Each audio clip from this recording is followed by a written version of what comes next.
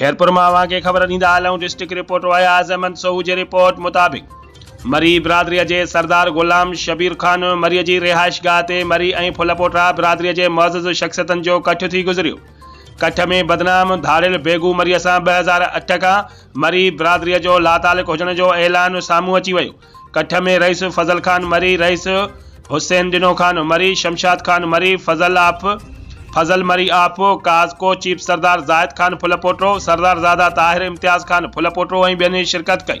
उन मौके ते सरदार गुलाम शबीर खान मरी, रईस फजल खान मरी ऐं मरी बिरादरी के नेक मर्दन चयो त 2007 में सरदार नवाब खान फुलपोटरो के नौजवान पुट गुलाम नबी फुलपोटरो के धाड़ियल बेगू मरी, धाड़ियल गुलशेर मरी, नौकर जुल्फू मरी बेगुनाह शहीद कयो हो।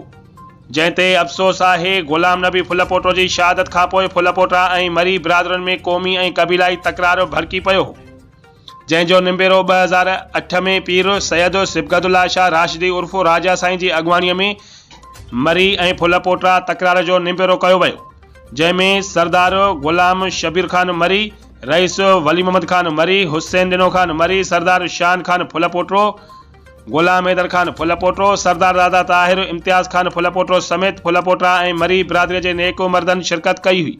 उन चयो त राजा साईं की निगरानी हेठि पाक किताब ते मरी ऐं फुलपोटरा बिरादरी अमन ऐं भाईचारे की पायदारी में गलत फहमिन जो खात्मो करे खीर खंड थी विया ऐं धाड़ियल बेगू मरी ऐं संदसि साथियुनि सां मरी बिरादरी सरेआम लातालकीअ जो ऐलान कयो हो।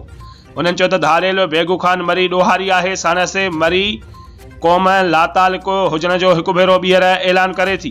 बेगू असां लिखतला बेगू मूंखे धमकियूं ॾिनियूं आहिनि ऐं मूंखे चले थो की मारींदो तुंहिंजे पुटनि खे फुलपोटरा असां मरी भाइर आहियूं। कुछ साल अॻु में तकरार थी वियो मरी बिरादरी फुलपोटरा बिरादरी जो जेको ठाह थी वियो। उन खां पोइ इहो थियो चए त बेगू मरी खे कढो बिरादर मूं घर आहे, हुनजी मर्ज़ी आहे।